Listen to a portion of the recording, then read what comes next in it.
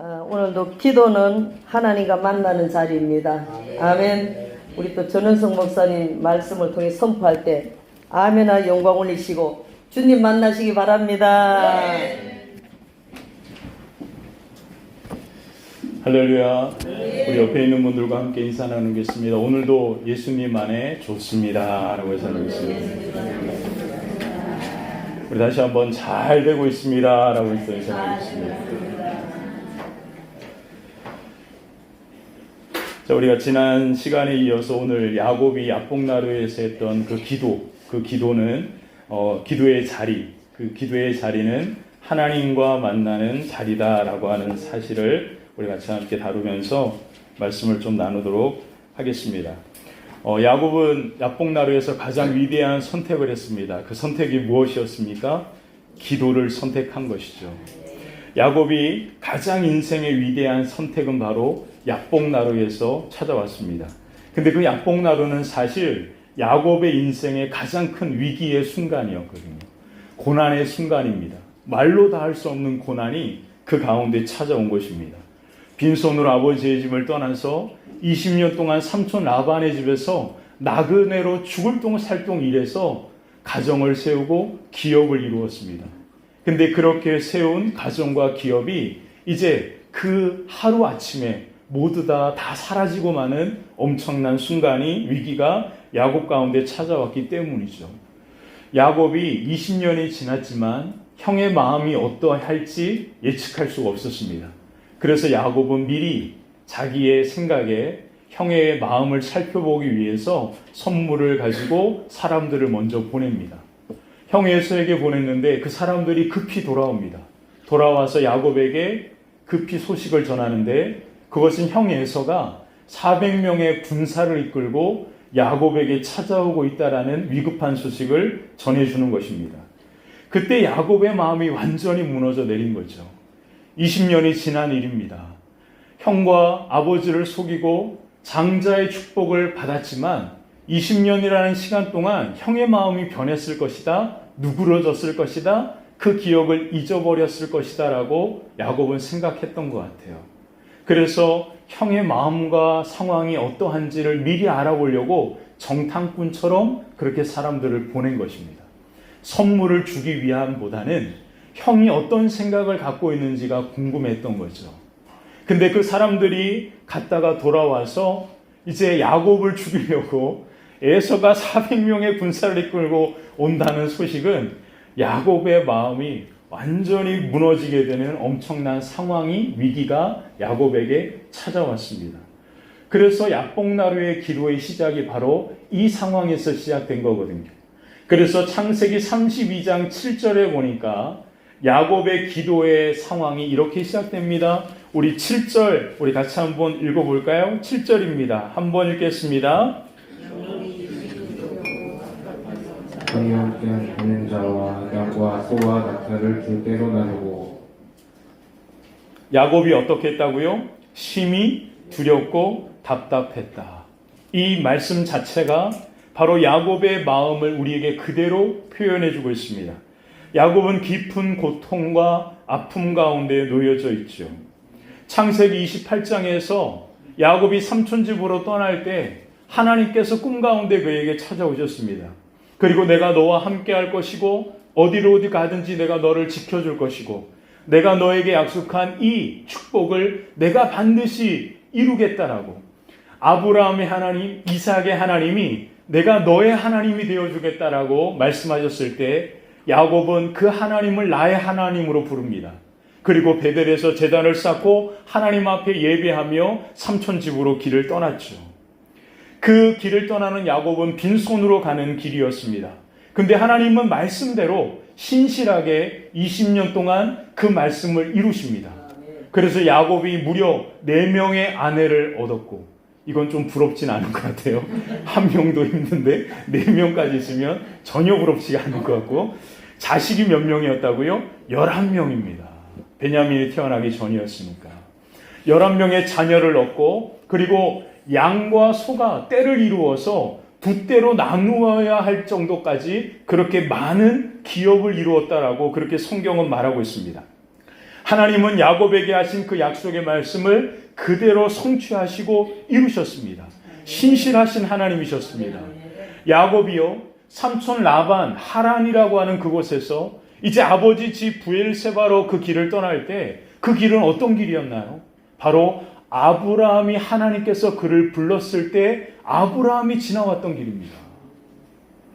야곱의 마음이 어땠을까요? 30일, 약 2달 정도의 시간을 걸어와야 하는, 약 한 800km 정도 됐으니까요. 양과 소가 때를 이루고 사람이 많으니까 한 2달 정도는 와야 할 것 같습니다. 60일이라는 시간 동안 그 야곱이 그 길을 걸어오면서 아브라함이 걸어왔던 그 길을 생각하면서 얼마나 마음이 감동이 되었을까요? 아, 정말로 하나님 살아계시는구나. 하나님 정말로 신실하시는구나. 하나님은 정말로 약속하신 말씀대로 그대로 이루시고 성취하시는 분이구나. 할아버지 아브라함에게 놀랍게 축복하시고 그를 복의 근원이 되게 하셨던 그 하나님이 나와 함께 하셨구나. 그 하나님이 나를 축복하셨구나. 이런 들뜸 가운데 오고 있지 않았을까요? 이 모습이 지금 야곱의 모습이었습니다. 근데 이제 아버지 집이 점점 가까워오는 거예요.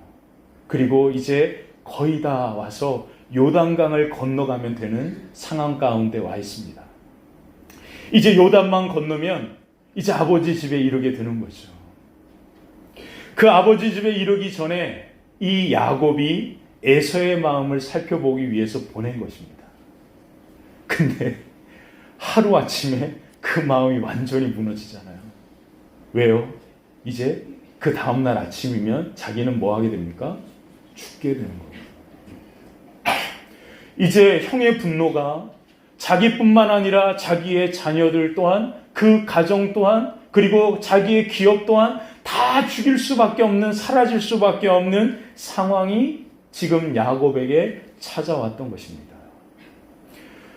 이와 같은 야곱의 상황이 바로 오늘 야복나루의 야곱의 모습입니다. 야곱이 직면한 상황인 거죠. 이것을 보면서 오늘 말씀을 같이 함께 나누어야 합니다. 야곱이 이와 같은 위기와 고난의 상황에 정말로 답답해서 죽을 수밖에 없는, 아니 어쩌면 이제 죽을 수밖에 없는 상황에 야곱이 무엇을 선택했습니까? 기도였습니다.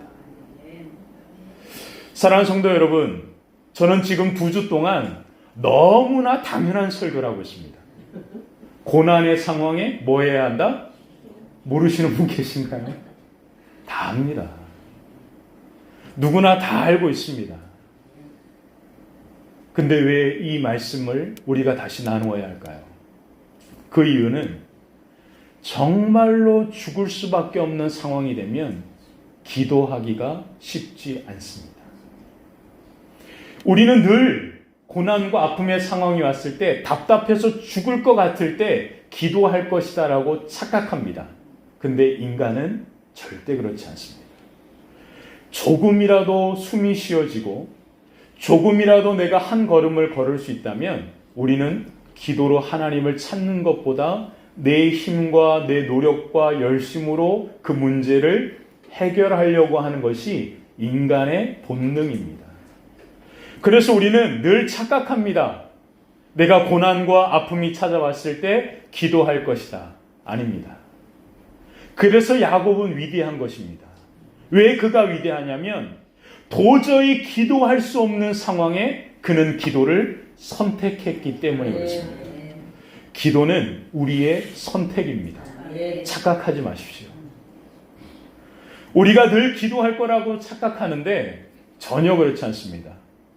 내 삶과 내 환경이 조금 여유로워지면 우리는 하나님을 잊어버리고 기도를 잊어버리기 쉽습니다. 그게 우리의 삶입니다. 그게 우리의 현실입니다.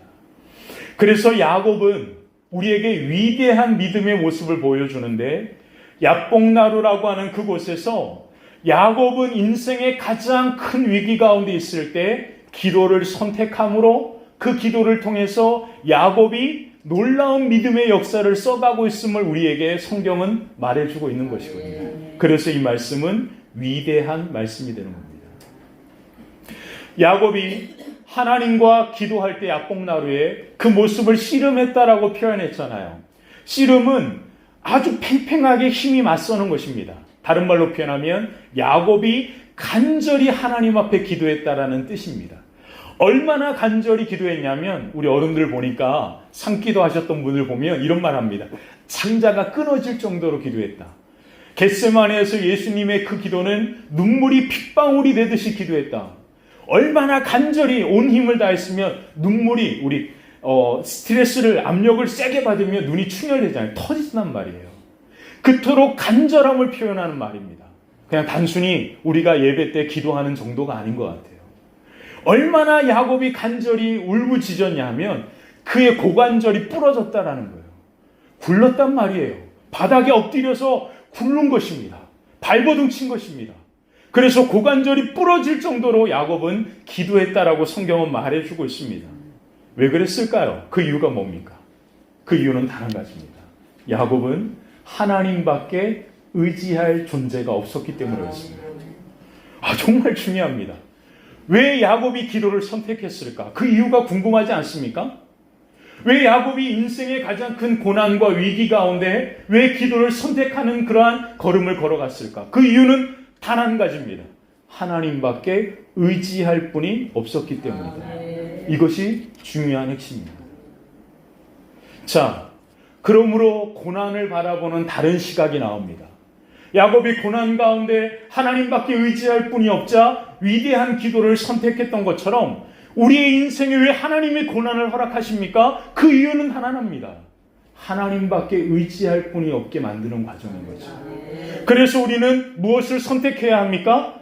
하나님을 선택하는 기도를 선택하게 되죠. 그리고 그 기도를 통하여 놀라운 역사는 시작되는 것입니다. 이것이 야복나루의 야곱의 기도의 출발이었고 시작이었습니다. 야곱은 인생의 가장 큰 위기의 고난 가운데 어떠한 것도 이제 더 이상 의지할 게 없습니다. 자기가 이루었던 기업도 에서에게 주어봤자 아무 소용이 없음을 깨닫습니다. 왜냐하면 에서는 그보다 엄청난 축복을 받았거든요. 야곱이 주는 선물은 에서의 일군 그 기업에 비하면 아무것도 아니었습니다. 그러니까 그 선물조차 필요 없음을 이제 깨닫고 나니까 더 이상 야곱이 할 수 있는 게 아무것도 없었습니다. 그날 밤 야곱이 야복나루에서 하나님밖에 의지할 것이 없으니까, 하나님밖에 의지할 분이 없으니까, 더 이상 선택할 수 있는 아무 것이 없으니까, 고난 가운데 있으니까 야곱은 기도로 누구를 선택해요? 하나님을 선택한 것입니다. 그리고 그렇게 나아갔던 거죠. 그리고 우리가 지난주에 그 야곱의 위대한 기도 세 가지를 살펴봤습니다. 바로 야곱이 하나님 앞에 기도했을 때 그는 말씀을 붙들고 기도했고, 하나님밖에 의지할 분, 하나님만이 내게 복 주시는 유일한 분이심을 강구하면서 그렇게 하나님만을 바라보고 의지하며 나아갔던 그 야곱의 기도가 놀라운 역사를 이루었다라는 사실을 우리가 같이 함께 살펴보았습니다. 자, 그 이후에 이제 우리는 중요한 세 가지를 살펴보게 된대요. 야곱의 기도를 선택했을 때 하나님의 위대한 역사가 이제 시작이 됩니다. 그 하나님의 위대한 역사가 세 가지로 나타나는데요. 그 첫 번째는 무엇이냐면 야곱은 기도의 자리에서 누구를 만나게 돼요? 하나님을 만난 것입니다. 와, 하나님을 만나는 자리가 어떤 자리입니까? 기도의 자리였습니다. 자, 두 번째, 하나님을 만나고 나니까 어떠한 일이 벌어지냐면 하나님의 놀라운 역사가 시작되는데 그 역사의 첫 번째가 변화였습니다.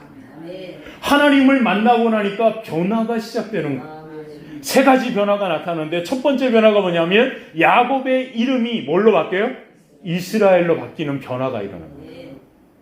그리고 두 번째 변화가 일어나는데 그것은 야곱 자체가 변화돼요. 그리고 세 번째 변화는 모든 상황이 변화됩니다. 하루아침에 밤에 기도했는데 그 밤 그렇게 간절히 씨름했는데 그 다음날 아침에 이와 같은 엄청난 변화의 역사가 일어났단 말입니다. 자, 세 번째, 하나님의 역사 가운데 놀라운 회복이 있습니다. 그래서 오늘은 세 가지입니다. 만남과 변화와 회복. 하나님 앞에 기도하는 자리에서 어떤 일이 벌어진다고요? 만남이 이루어지고, 그리고 변화가 이루어지고 그리고 회복이 일어납니다. 다시 한번요. 만남과 변화와 회복. 우리가 가장 위대한 기도를 선택하면 하나님과의 만남이 이루어집니다. 기도의 자리에서 우리가 하나님을 만난단 말이에요. 그리고 하나님의 놀라운 역사가 시작됩니다. 그 역사의 첫 번째가 변화입니다. 그래서 우리가 변화되고 환경이 변화되고 우리가 기도하는 그 대상이 변화되는 놀라운 일이 일어나는 거죠. 그리고 하나님의 놀라운 손길 가운데 깨어진 모든 것이 뭐 하게 됩니까? 회복됩니다. 이와 같은 축복이 오늘 함께 예배하는 저와 여러분들 위해 하나님의 복으로 임하게 되시기를 주님의 이름으로 간절히 축원합니다. 자, 그래서 가장 위대한 기도를 선택할 때 어떠한 놀라운 역사가 하나님의 역사가 일어나는지 세 가지로 함께 살펴보겠습니다. 첫 번째는 하나님의 영광의 얼굴을 만나게 됩니다. 하나님의 영광의 얼굴을 만나게 된다. 야복나루에서 야곱은 간절히 하나님과 씨름하며 기도합니다. 얼마나 간절히 기도했는지 야곱의 고관절 엉덩이뼈가 끊어졌단 말이에요. 완전히 주저앉았다라는 뜻입니다. 그래서 저는요, 기도할 때 이렇게 의자에 앉아서 기도하는 것도 좋지만 우리 옛날 어르신들 보면 나무바닥에 이렇게 무릎 꿇고 이렇게 기도하던 그런 경험들이 있으시잖아요. 그러면 완전히 주저앉을 수밖에 없어요. 기도는 그래야 하는 것 같아요. 기도는 의자에 앉아서 편하게 이렇게 기대고 이렇게 눈 감고 조용히 기도하는 것보다 어떻게 보면 하나님 앞에 간구하는 시간이라면 우리의 간절함이 그와 같은 행동으로도 표현되는 게 필요하지 않을까라는 생각을 합니다. 그래서 엎드려 하는 기도도 있거든요. 완전히 바닥에 엎드려서 하나님 앞에 내가 완전히 엎드립니다. 그렇게 기도하는 형태도 있습니다. 지금 야곱의 모습이 그와 같은 겁니다. 완전히 바닥에 주저앉은 거예요. 아무것도 할 수 있는 것이 없자 야곱은 하나님을 선택하고 하나님만을 의지하는 기도를 선택합니다. 그리고 야곱의 기도를 우리가 세 가지로 같이 함께 지난 주간에 살펴봤는데 그것이 우리가 읽은 본문 그 가운데 나타나잖아요. 야곱은 말씀을 붙들고 기도했고요. 그리고 야곱은 하나님께서 축복하실 때까지 기도가 응답될 때까지 기도했습니다. 그리고 야곱은 하나님만을 바라보고 하나님만을 의지하며 나아갔던 야곱의 모습을 우리가 함께 살펴보았습니다. 자, 그러면서 창세기 32장 25절에 그 야곱의 모습을 이렇게 표현하고 있습니다. 지금 야곱이 기도하는 그 상황이에요. 간절함을 같이 함께 볼까요? 25절을 같이 한번 읽어보겠습니다. 함께 읽겠습니다. 자기가 야곱을 이기지 못함을 보고 그가 야곱의 허벅지 관절을 치매 야곱의 허벅지 관절이 그 사람과 씨름할 때에 어긋났더라. 아멘. 야곱이 완전히 이와 같이 주저앉아 하나님 앞에 부르짖습니다. 왜 그러냐면 이제 더 이상 하나님밖에 이 상황을 회복시키실 분이 없거든요. 하나님만이 이 모든 것을 할 수 있는 유일한 분이시거든요. 그때 비로소 야곱이 완전히 하나님 앞에 주저앉는 순간 그때 비로소 하나님과의 깊은 대화가 이루어집니다. 다른 말로 표현하면 하나님과의 만남이 이루어졌다는 거예요.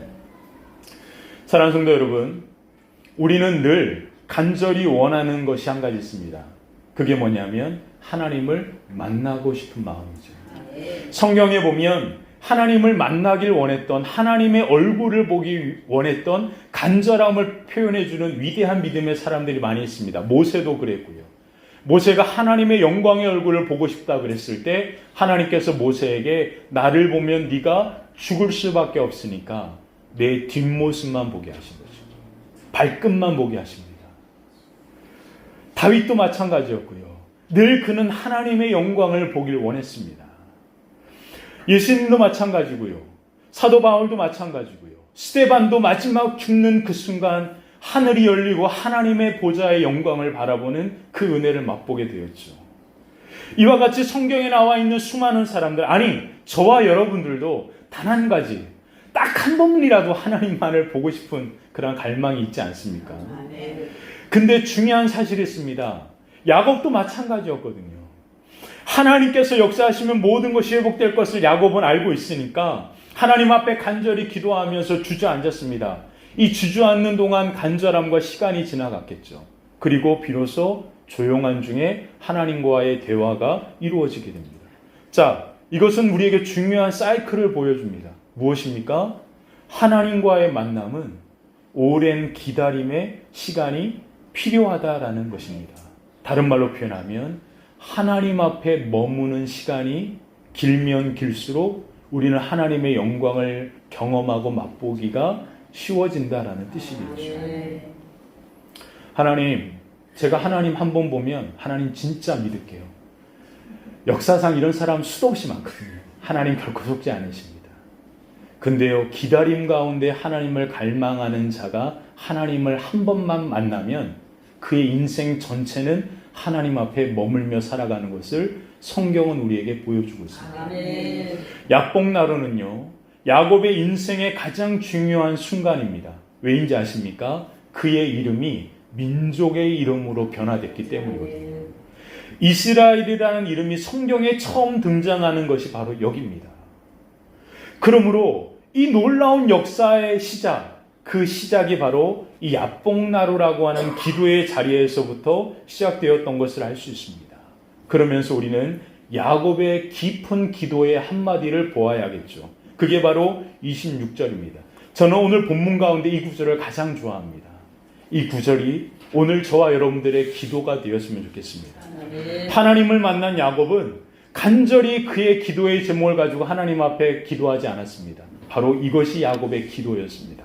26절 중요합니다. 한번 읽어보겠습니다. 그가 이르되 날이 새려하니 나로 가게 하라. 야곱이 이르되 당신이 제게 축복하지 아니하면 자대하지 아니하겠나이다. 아멘. 야곱이 하나님 앞에 대화합니다. 뭐라고 이야기합니까? 하나님께서 내게 축복하지 아니하시면 나는 당신을 떠나보낼 수 없습니다. 저는 하나님밖에 의지할 분이 없습니다. 이것이 야곱이 밤새도록 기도했던 그의 기도의 메마디입니다. 사랑하는 성도 여러분, 우리는 많은 기도를 화려하게 해야 하나님을 만날 것 같고 하나님께서 응답하실 것 같은 착각 속에 기도합니다. 근데 하나님께서 오늘 야복나루에서 야곱을 만나주셨던 기도는 바로 이것입니다. 하나님께서 내게 축복하지 아니하시면 저는 당신을 떠나보낼 수 없습니다. 다른 말로 표현하면 저에게는 하나님밖에 없습니다. 저는 하나님밖에 의지할 분이 없습니다. 저는 하나님만을 의지합니다. 오직 하나님밖에 제가 의지할 하나님밖에 제가 의지할 분은 없습니다라고 야곱은 기도했죠. 그리고 비로소 하나님과의 깊은 만남이 이루어집니다. 그리고 그 기도의 자리에서 하나님과 만나고 하나님의 놀라운 은혜를 경험하게 됩니다. 그래서 그날 아침에 야곱이 그 야복나루에서 고개를 들면서 그곳 이름을 붙입니다. 그게 바로 30절에 나옵니다. 30절을 같이 한번 읽어볼까요? 함께 읽겠습니다. 그러므로 야곱이 그곳 이름을 분이엘이라 하였으니 그가 이르기를 내가 하나님과 대면하여 보았으나 그의 생명이 보존되었다 함이더라. 아멘. 분이엘이라고 하는 이름의 뜻이 무엇인지 아십니까? 하나님의 얼굴입니다. 야곱이 그의 다리는 고관절이 부러지면서 그 힘줄이 끊어지면서 그의 몸은 저는 절름발이가 되었지만 그의 얼굴과 가슴은 하나님을 만난 하나님의 영광의 얼굴로 가득 차게 되었다라고 성경은 말해주고 있습니다. 야곱이 기도했던 그 자리에서 하나님의 영광의 얼굴을 맛보았다. 사랑하는 성도 여러분, 이 분이엘의 영광이 오늘 이 예배 가운데 여러분 가운데 임하게 되시기를 주님의 이름으로 간절히 축원합니다. 아멘. 그 기도는 하나님밖에 의지할 분이 없습니다. 하나님밖에 내게 복 주시는 분은 없습니다.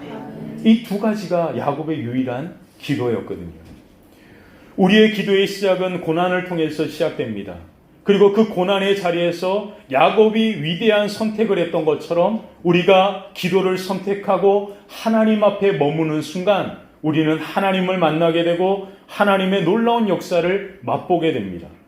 그래서 키에르케고르라고 하는 아주 유명한 철학, 그냥 실증 신학자라고 표현하는데요. 이 사람이 이런 얘기를 했습니다. 고난은 우리가 하나님과 만나는 시간이다라고. 그래서 고난을 우리가 다른 시각으로 볼 수 있어야 한다라고 표현하기도 했습니다.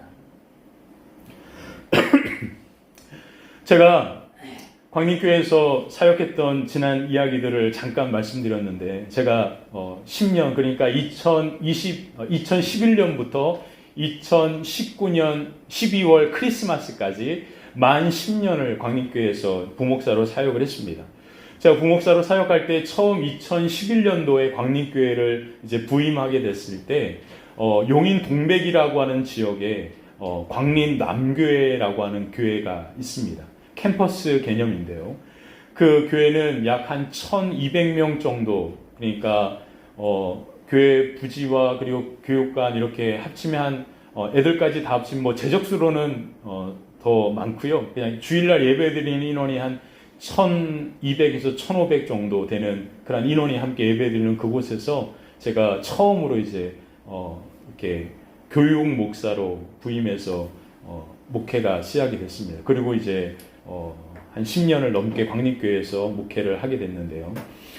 토요일 날이면 이제 신사동 본당으로 이제 모든 목회자가 다 모이는 그러한 시간이 있습니다. 아침마다 다 모여서 가는데 그때 갈 때마다 경부 고속도로를 갑니다.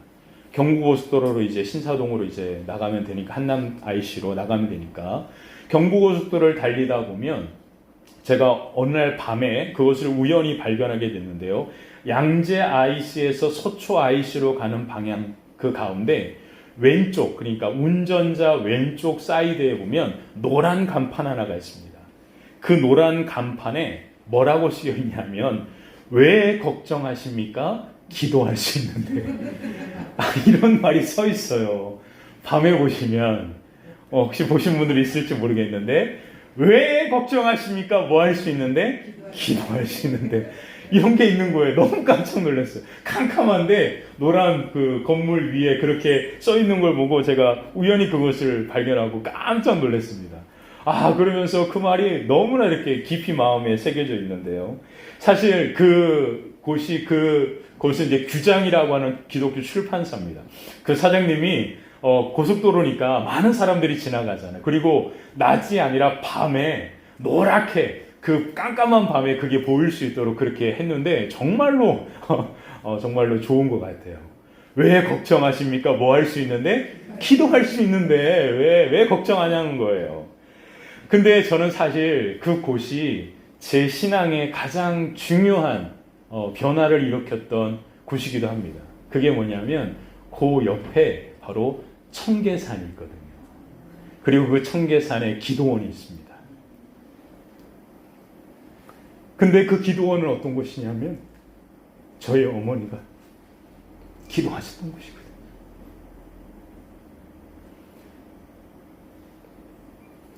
왜 걱정하십니까? 기도할 수 있는데. 그리고 그 뒤에 산이 보이는데 그게 청계산. 그 청계산은 제 신앙의 변화의 시작입니다. 왜냐하면 저희 어머니가 그곳에서 비가 오나 눈이 오나 아무것도 사역할 수 없는 상황 속에서 그렇게 비닐 뒤집어 쓰시고 밤새도록 그 젊은 나이에 지금 생각해보니까 저보다 어린 나이에 그 나이에 그곳에서 기도한 곳이 그곳입니다. 제가 군대 입대하고 97년에 제가 군대 입대하고요. 저희 집안이 완전히 이제 이렇게 힘든 시간을 보냅니다. 저는 몰랐어요. 저희 어머니 아버지가 제 동생들과 먹을 게 없어서 국수를 끓여가지고 그렇게 드셨던 건 모릅니다. 저는 군대에서 삼시세끼 잘 먹었거든요. 그것도 사단장 별 운전해가지고 공간에서 얼마나 잘 먹었는지 모릅니다. 장군 운전병이었거든요. 정말 편하게 잘 보내고 제대로 했더니 이사를 가야 된다. 근데 제가 이제 복학을 해야 되는데 복학을 할 자신이 없었습니다. 왜 그러냐면 집이 너무 어려운 환경을 보니까. 그래서 제가 취직을 했어요. 그리고 남동공단에 배달하는 일을 제가 했습니다. 용달차 끌고 제가 1시간 왕복, 그러니까 1시간 매일 아침 저녁으로 출퇴근하면서 그 하얀 용달차를 끌고 온 지방을 다 돌아다니면서 돈을 벌기 시작했습니다. 한 달에 120만 원. 그게 저희 가정의 유일한 생활비였죠. 그렇게 생활을 하는데 그리고 이사를 가는 거예요. 근데 그날 이사를 하는데 비가 엄청나게 옵니다. 그 지하실 단칸방으로 가는데 하나님은 너무나 모실게 엄청나게 비가 와서 저희 용달차 이삿짐 부를 돈도 없으니까 제 용달차로 친구들 몇 명 데리고 이사합니다. 그 친구들이 지금 제 가장 친한 친구들이거든요. 열심히 교회 봉사했던 어머니 이렇게 된 거예요. 제가 얼마나 마음이 아팠는지 이해할 수가 없었습니다. 왜 이러시는지. 빛도 안 들어오는 지하 단칸방 기생충 보셨죠? 그 화장실이 저희 집 화장실입니다. 다른 거 아니에요. 거기서 20년 살았습니다.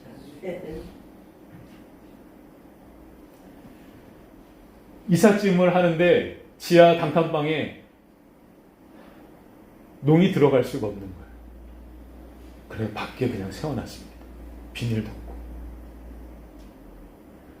그날 밤 땅보다 낮은 햇빛이 화창하게 비치면 좋기라도 한데 비가 오는 그 소리를 들으면서 처음으로 그 거실에서 잠을 청할 때 제 마음이 완전히 무너졌어요. 목회 안 하고 돈 벌겠다. 하나님과 절교했습니다. 그리고 열심히 돈 벌었어요. 안 해본 거 없습니다. 우리 집사님 아침에 붕어빵 얘기하시는데 제가 붕어빵 고참이거든요. 20년 전에 제가 붕어빵을 국민은행 강남시장 맞은편에서 제가 개업을 해서 돈 많이 벌었습니다. 그런 일들을 했습니다. 그렇게 시간을 보내면서 저는 목회자가 되는 것이 아니라 그냥 돈을 벌기로 결정하고 그렇게 시간을 걸어가는 가운데 있었습니다. 밤에 9시 정도 됐을 때 부천역에서 친구들과 저녁을 먹고 저 혼자 이제 들어오는 길이었습니다. 부천역 사거리 저희 집이 11번 버스를 타야 하니까 11번 버스를 타기 위해서 그 앞에 정류장 앞에 기다리고 있었습니다. 그리고 기다리던 버스가 왔어요. 그리고 버스를 타려고 고개를 들었는데 저희 어머니가 제일 앞자리에 까만 가방을 붙들고 주무시고 계시더라고요. 그 모습을 제가 보는 순간 탈 수가 없었어요. 그리고 다시 내렸습니다. 그리고 계속 걸었습니다. 왜 그러시는 거예요? 그리고 한참 걸고 왔다가 밤새도록 그렇게 다니다가 집에 와서 어머니의 가방을 열었습니다. 그 가방에 도대체 뭐가 든 거야? 그 가방을 열었더니 큰 비닐이 있더라고요.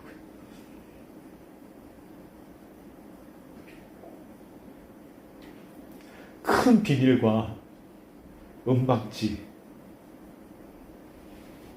작은 장판 하나가 들어져 있었습니다. 이게 뭐지? 나중에 어머니를 통해서 전해 들었는데 그게 청계산 기도할 때 바닥에 깔고 그 비닐을 덮으면 겨울에도 그 뜨거운 열기가 쌓여가지고 아침까지 춥지 않더라. 그 얘기를 하시더라고요. 그래서 알았습니다. 아, 이게 기도하는 자리. 그리고 제가 회개했습니다. 하나님, 제가 목회자의 일을 걸어가겠습니다. 우리 가정을 살려주십시오. 그리고 뒤도 돌아보지 않고 지금까지 왔습니다. 그게 20년이네요. 제가 야곱의 이 설교를 하면서 이 간증을 자꾸 하나님의 그 마음을 주셔서 어떻게 해야 할까 2주간 고민했습니다. 제가 그 생각만 하면 이게 마음이 이렇게 그런 것 같아요. 그래서 고민을 많이 하다가 이제 촬영도 한다니까 제가 이 간증을 남겨야겠다라는 생각을 하고 이렇게 이야기합니다. 왜 그랬을까? 제가 이제서야 그 어머니의 마음을 이제 조금 이해합니다. 왜 그러냐면 그때 어머니는 하나님밖에 의지할 분이 없었거든요. 그리고 어머니는 야곱처럼 그 하나님만을 선택하고 그렇게 묵묵히 그 길을 걸어갔습니다. 근데 그 사랑하는 아들조차 그 어머니를 이해 못했으니까요. 도대체 엄마는 뭘 하느라고 이러기만 했으니까요. 그 엄마가 때로는 믿고 싫었으니까요. 그리고 이해할 수 없는 신앙의 모습이었으니까요. 사랑하는 성도 여러분, 왜 걱정하십니까? 기도하십니다. 여러분들 기도하지 않으면 하나님 말고 또 다른 의지하는 무엇인가가 있는 여유로운 사람들이십니다. 근데 여러분들이 지금 하나님밖에 의지할 분이 없다면 이제는 선택하십시오. 기도를 그리고 하나님을. 하나님은요, 야곱의 이 기도를 하루아침에 응답하십니다. 그리고 놀라운 역사를 이루어 가십니다. 그분이 우리의 좋은 아버지 하나님이십니다. 그리고 요한복음 14장에 예수님이 뭐라 말씀하십니까? 내 이름으로 무엇이든지 내게 구하면 내가 행할 것이다. 와, 무엇이든지 제한이 없단 말이에요. 누구의 이름으로요? 예수의 이름으로. 뭐 하면? 기도하면 내가 행한다. 와. 그러면서 답답하니까 한 번 더 언급하십니다. 요한복음 15장에 뭐라고 말씀하시는지 아십니까? 너희가 내 안에 거하고 내 말이 너희 안에 거하면 무엇이든지 원하는 대로 내게 구하라. 그리하면 이루리라. 이보다 더 중요한 말씀이 어디 있을까요? 이렇게 말씀하셨는데 왜 기도하지 않습니까? 두 번째, 기도는 하나님의 역사의 시작입니다. 왜 기도가 가장 위대한 선택이냐면 그 기도를 통해서 하나님이 역사하기 시작하기 때문입니다. 하나님의 놀라운 역사는 무엇으로 나타납니까? 변화입니다. 그 첫 번째 변화가 뭐죠? 야곱의 이름이 변화됩니다. 야곱, 누군가의 발꿈치를 잡는 그러한 이름이었는데 그 이름이 이스라엘이라 불러집니다. 그 이스라엘이라는 말의 뜻은 성경에 뭐라고 되어 있냐면 하나님과 겨루어 이겼다라고 표현하지만 이 말은 정확하지 않습니다. 다른 말로 표현하면 하나님께서 다스리신다라는 뜻입니다. 다른 말로 표현해서 그래서 하나님의 백성이라는 뜻이 이름 가운데 나온 거예요. 하나님의 구별된 백성, 그것이 바로 이스라엘이라고 하는 이 야곱의 이름의 뜻입니다. 다른 말로 표현하면 뭘까요? 하나님의 소유되었다라는 뜻이겠죠. 또 다른 말로 표현하면 뭘까요? 하나님께서 책임져 주신다라는 뜻입니다. 아, 이 놀라운 변화가 일어났단 말이에요. 근데 왜 기도하지 아니하십니까? 자, 두 번째 변화입니다. 그 변화가 무엇입니까? 야곱이 변화됩니다. 첫 번째는 야곱의 이름이 변화되었고 두 번째는 야곱 자신이 변화됐어요. 이제 야곱이 에서를 만나야 합니다. 그리고 아침이 밝았습니다. 이제 야곱이 에서를 만나기 위하여 준비합니다. 기도했는데 아무것도 변한 게 없어요. 에서는 여전히 400명의 군대를 이끌고 와야 합니다. 극적인 게 뭐예요? 야곱이 밤에 기도했더니 사람들이 와서 야곱에게 뭐라고 전해져요? 형 에서가 돌아갔습니다. 이게 극적인 거잖아요. 근데 아무것도 변한 게 없어요. 여전히 에서는 야곱을 향하여 군대를 이끌고 오고 있습니다. 자, 그 이야기가 창세기 33장이 이렇게 시작됩니다. 33장 1절을 한번 보세요. 이게 기가 막힌 거거든요. 1절 같이 한번 읽어볼까? 함께 읽겠습니다. 야곱이 눈을 들어보니 에서가 400명의 장정을 거느리고 오고 있는지라 그의 자식들을 나누어 레아와 라헬과 두 여종에게 맡기고. 이게 정말로 힘든 문제잖아요. 기도하면 그 즉시 뭐가 돼야 돼요? 짠! 변화가 돼야 되잖아요. 이게 드라마틱한 거잖아요. 근데 하나님은 그런 분이 아닙니다. 기도했는데 아무 변화가 없어요. 이러니까 우리는 뭐 하지 않죠? 기도하지 않잖아요. 기도해도 뭐가 없어? 소용이 없잖아. 이렇게 된단 말이에요. 그 야곱이 위대한 이유가 뭡니까? 응답 될 때까지 기도했다라는 게 위대한 거거든요. 야곱이 그와 같이 기도했더니 아무 변화가 없습니다. 여전히 에서는 400명의 군대를 이끌고 옵니다. 근데 변화된 한 가지를 성경은 기록해 주고 있습니다. 그게 뭐냐면 3절에 보니까 야곱의 변화입니다.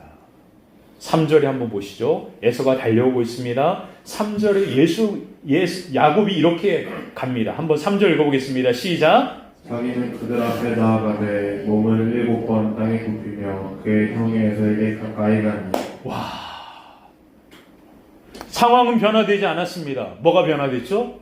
야곱이 변화됐습니다. 어떻게 변화됐습니까? 잘 모르겠는데. 야곱이 20년 전에는 형을 뭐 했습니까? 속이고, 그 전에는 형의 장자의 명분을 팥죽 한 그릇을 뺏으려고 하고, 뺏고 속이고 하는, 형의 것을 무조건 자기가 가지려고 하는 그러한 손이었잖아요. 근데 지금 야곱의 모습은 어떻습니까? 형이 오는 모습을 보면서 뭐 했다고요?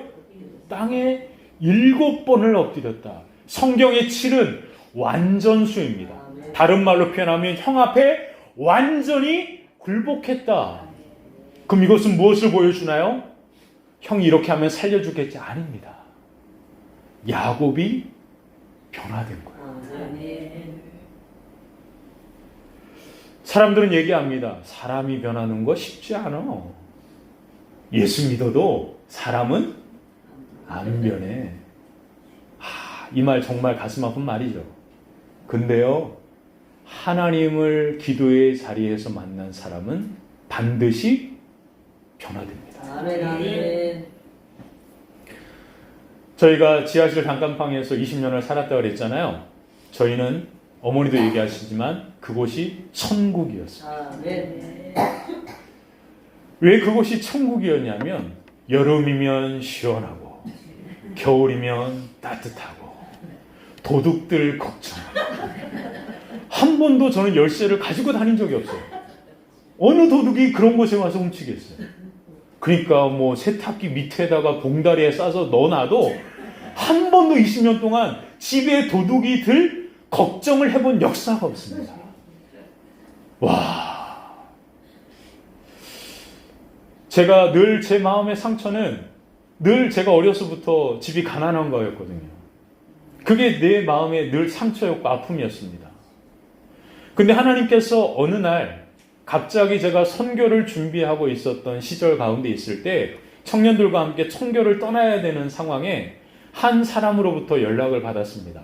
그 사람이 바로 군대 후배였던 최우식이라고 하는 그러한 청년의 연락이었어요. 그 청년이 정말로 제대하고 10여 년 만에 헤어졌다가 다시 연락이 와서 그렇게 만나게 됐거든요.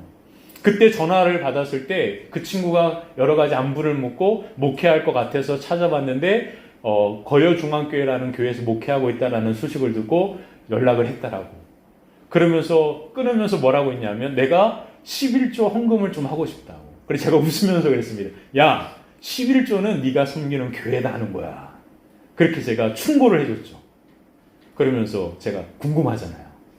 야, 11조는 얼마 하려고 그러는 거야? 제가 궁금하잖아요. 그래서 물어봤더니 한 1,000만 원 하려고. 아니 11조 가끔 막 머리가 갑자기 혼란. 야, 뭐 1,000원? 아니 1,000만 원 그런 거예요. 혼란이 오는 거예요. 1,000만 원 막 계산해 보니까 11조가 1,000만 원이면 얼마예요? 아이 그럼 계산해 보면 너무 놀랐어요 제가. 그래서 잠깐. 우리가 지금 선교를 가는데 혹시 선교할 마음이 있니? 그래서 이제 또 그때 이제 만남이 이루어졌단 말이에요. 그리고 그 친구가 늘 저를 통해서 개척교회도 도와주고 선교 갈 때마다 그렇게 후원도 하고 그렇게 제 재정적인 그런 필요를 정말 희한하게 그 친구를 통해서 하나님이 다 이렇게 채워줍니다. 그냥 필요한 순간이 되면 정말 제가 연락하고 그런 적은 한 번도 없습니다. 그 친구가 오늘 불현듯 연락이 와요. 혹시 헌금할 곳이 있으면 얘기해달라고 이런 식으로.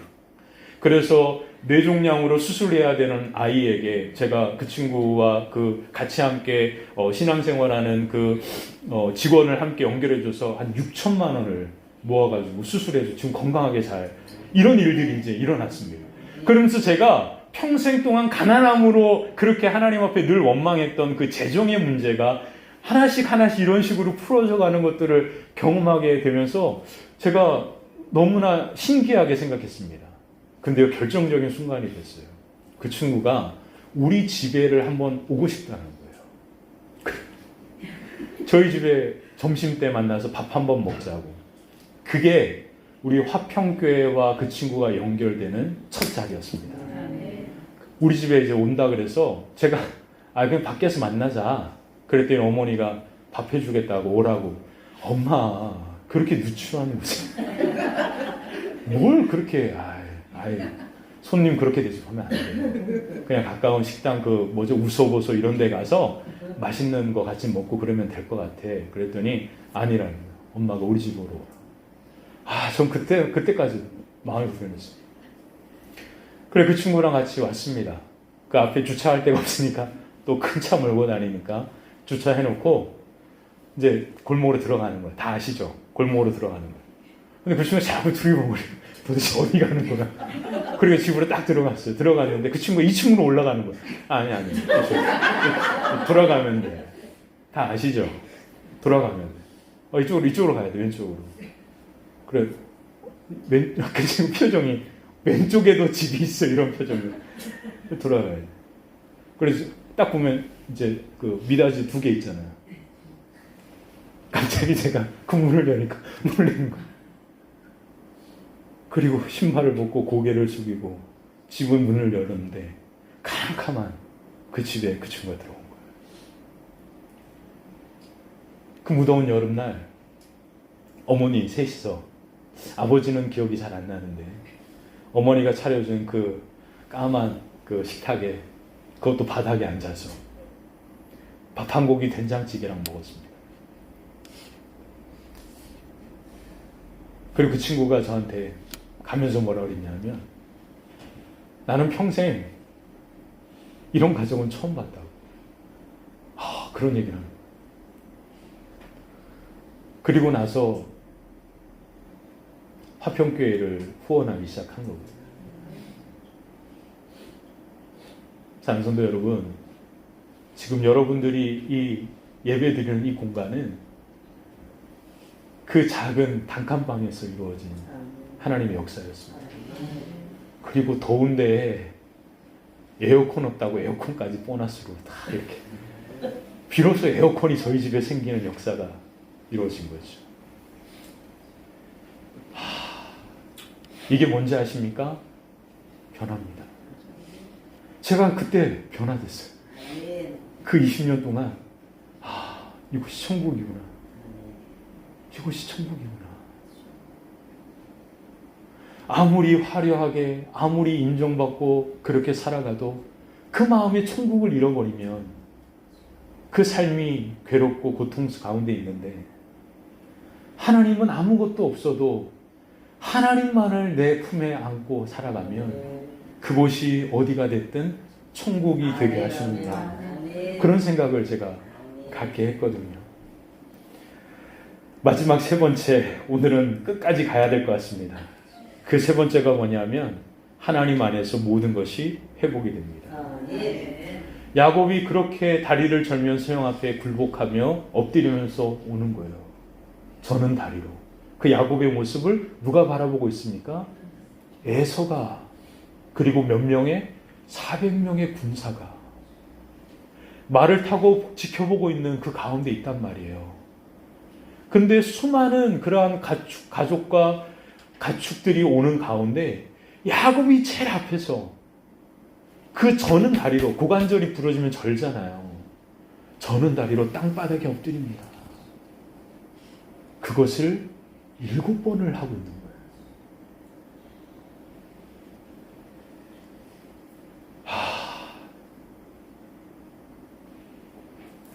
그 야곱이 이와 같은 놀라운 광경 속에 있는 것을 에서가 그 야곱의 모습을 바라봅니다. 자, 그리고 4절에 이런 일이 일어납니다. 4절에 보니까 이런 일이 벌어져요. 한번 읽어볼까요? 4절입니다. 함께 읽겠습니다. 에서가 달려와서 그를 맞이하여 안고 그의 목을 어긋맞추고 그 입맞추고 서로, 아멘. 누구의 변화가 일어납니까? 에서의 변화가 시작됩니다. 그리고 모든 상황이 하루아침에 바뀌어진 거예요. 그리고 이제 비로소 깨어졌던 모든 관계가 하나님 안에서 뭐 하게 되는 거예요? 회복이 됐단 말이에요. 와, 20년 동안 야곱은 형에 대한 미안한 마음으로 살았을 것이고 에서는 야곱을 죽이고 싶은 마음으로 그렇게 악착같이 살았을 것인데 하루아침에 하나님의 손이 개입하니까 이 모든 게 뭐 했다고요? 회복되었다. 이것이 하나님의 역사였습니다. 하나님 안에서 모든 것이 회복되는 역사가 지금 야곱에게 이루어지고 있는 것이죠. 그리고 이 야곱이 형 앞에 그와 같이 나아갔던 그 과정을 이렇게 설명합니다. 오늘 마지막 결론입니다. 창세기 33장 10절 11절을 같이 한번 읽어보겠습니다. 10절 11절 우리 같이 한번 읽어볼게요. 야곱이 이르되 그렇지 아니하니이다. 내가 형의 눈앞에서 은혜를 입었사오면 청한데 내 손에서 이 예물을 받으소서. 제가 형님의 얼굴을 배운즉 하나님의 얼굴을 본 것 같사오며 형님도 나를 기뻐하시니이다. 정말 기가 막힌 말씀이죠. 야곱이 형의 얼굴이 뭐로 보였다고요? 하나님의 얼굴처럼 보였다. 왜요? 야곱이 변화되니까 그의 눈에 에서가 하나님의 얼굴처럼 보이는 그러한 놀라운 변화가 일어나기 시작한 겁니다. 그러므로 기도의 자리는 하나님을 만나는 자리일 뿐만 아니라 우리가 변화되어 우리가 하나님의 영광으로 나아가는 하나님의 역사의 시작인 것을 오늘 성경은 우리에게 말해주고 있습니다. 그리고 그 하나님 안에서 모든 것이 뭐하게 됩니까? 회복되어지는 거죠. 그러므로 이제 마지막 여러분들이 기도할 때 이제 야곱의 이 기도를 2주 동안 말씀을 들었습니다. 여러분들이 어떻게 기도해야 할까요? 야곱의 기도가 여러분들의 기도가 되어야 합니다. 당신이 내게 축복하지 아니하면 나는 당신을 가게 하지 않겠습니다. 다른 말로 표현하면 저는 하나님밖에 의지할 분이 없습니다. 하나님 저를 축복해 주십시오. 그리고 두 번째, 하나님의 얼굴을 구하길 원합니다. 여러분들이 하나님을 만나고 하나님의 얼굴을 경험하면 여러분들이 변화될 뿐만 아니라 그 변화를 통하여 모든 관계, 모든 깨어진 모든 것들이 회복되어지는 역사가 임하게 될 줄 믿습니다. 사랑하는 성도 여러분, 여러분들이 오늘 이 야복나루의 야곱의 기도를 여러분들의 기도와 걸음이 되게 하시고 또 하나님께서 야곱에게 축복하셨던 그 말씀대로 놀랍게 성취하고 이루어 가시는 그 은혜, 베델의 놀라운 축복의 영광과 역사가 여러분들의 삶과 걸음 위에 야복나루의 기도의 자리를 통하여 아름답게 임하게 되시기를 주님의 이름으로 간절히 축원합니다. 기도하겠습니다. 좋으신 하나님, 오늘 야곱과 같이 야복나루의 기도의 걸음으로 나아가는 성도들의 걸음과 그 기도를 하나님 들으시고 주님 역사하여 주시옵소서. 하나님밖에 의지할 분이 없습니다. 하나님, 우리를 만나주시고 하나님의 영광의 얼굴을 맛보는 은혜가 울사라는 성도들의 걸음과 예배의 자리 위에, 기도의 자리 위에 임하게 하여 주시옵소서. 하나님의 은혜로 우리의 삶이, 우리의 모습이, 우리의 눈이 변화되어지게 하여 주시고 하나님의 은혜로 우리의 모든 관계가, 우리의 삶의 모든 것들이 무너진 모든 것들이, 깨어진 모든 것들이 회복되고 세워지는 놀라운 축복의 역사가 이루어지게 하여 주시옵소서. 주님 감사드리며 예수 그리스도의 이름으로 축복하며 기도하옵나이다. 아멘.